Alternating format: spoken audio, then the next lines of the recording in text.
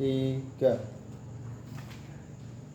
Assalamualaikum warahmatullahi wabarakatuh. Saya Murdiarjo dari Universitas Pekalongan, Program Pendidikan Bahasa dan Sastra Indonesia semester 6 kelas KPA.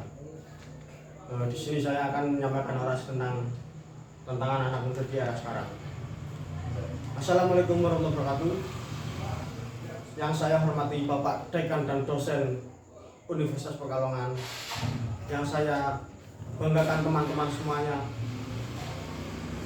Alhamdulillahirrahmanirrahim, puja dan puji syukur kehadirat Allah Subhanahu wa Ta'ala dan segala nikmat dan karunia-Nya yang menjadikannya perkumpulan kita di forum ini menjadi semakin bermakna.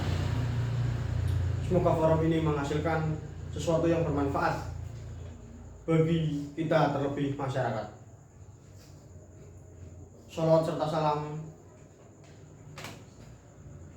semoga selalu tercurahkan kepada Nabi Muhammad SAW serta keluarga, sahabat dan umat beliau.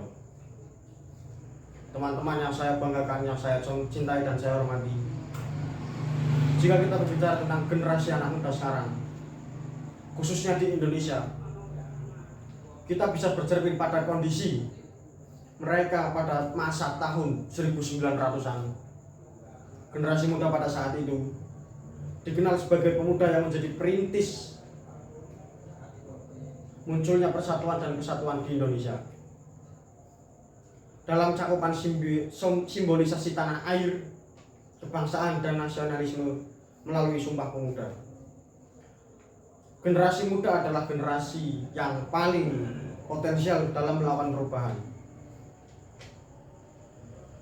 Pada segmentasi usia ini,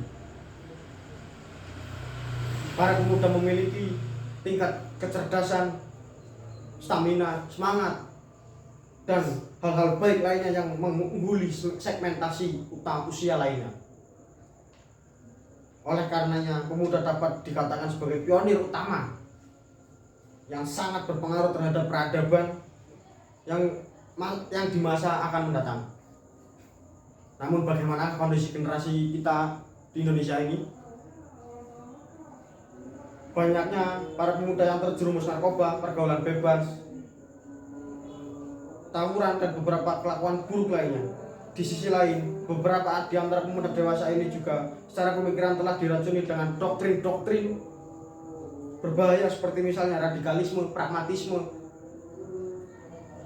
hedonisme, ateisme, dan lain sebagainya. Tentu hal semacam ini sangatlah berbahaya, mengingat kaum muda adalah generasi selanjutnya yang akan memikul tanggung jawab besar terhadap masa depan bangsa. Akan jadi apa ke depannya jika kaum muda telah terjangkiti pengaruh buruk telah dijelaskan sebagaimana tadi? Tentu tak dapat terbayangkan masa depan bangsa dan negara jika kaum muda didominasi oleh kaum muda yang hancur secara moral, secara akal, secara etika, dan banyak tingkah lakunya. Teman-teman yang saya hormati, bangsa Indonesia saat ini membutuhkan para pemuda yang memiliki semangat juang tinggi, berjiwa nasionalis, bertanggung jawab, cerdas, tekun, dan berani. Pertanyaannya adalah, masih adakah pemuda dengan jiwa seperti itu di zaman ini? Sama seperti halnya sebuah peradaban, pembentukan karakter, generasi muda tidaklah memiliki karakter cerdas, berjiwa nasionalis, religius, dan nilai-nilai lainnya.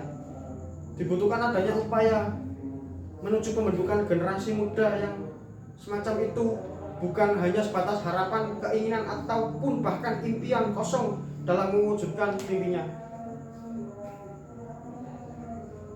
Apa yang dapat dilakukan oleh orang tua zaman sekarang demi membentuk karakter idealis dan para pemuda? Teman-teman yang saya hormati, lagi-lagi faktor pendidikan menjadi solusi utama dalam menjawab persoalan ini. Generasi terbaik di awal pembentukan NKRI terdahulu juga terlahir dengan sebab pendidikan sebagai latar belakang mereka. Pendidikan turut mengubah pola pikirnya. Karenanya urgensi pendidikan masih harus tetap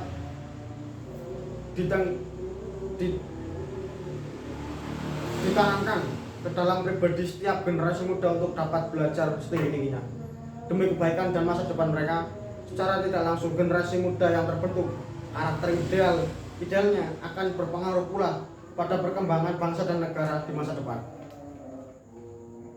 Mungkin ini saja yang dapat saya sampaikan melalui orasi singkat tentang generasi muda ini. Generasi muda adalah generasi kader bangsa, penerus estafet perjuangan di masa depan. Karenanya menjadi penting untuk mengawal proses pembentukan karakter idealis generasi muda melalui sarana apapun tanpa terkecuali dengan adanya pendidikan.